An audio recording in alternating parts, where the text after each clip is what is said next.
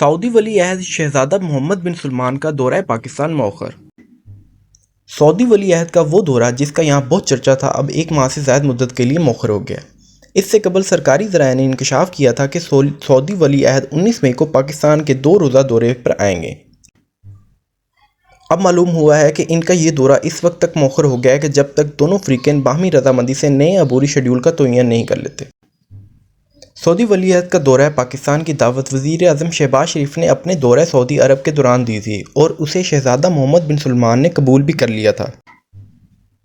اعلیٰ سفارتی ذرائع کا کہنا ہے کہ ہو سکتا ہے شہزادہ محمد بن سلمان حج اور عید الاضحیٰ کے فوری بعد پاکستان کا دورہ کریں۔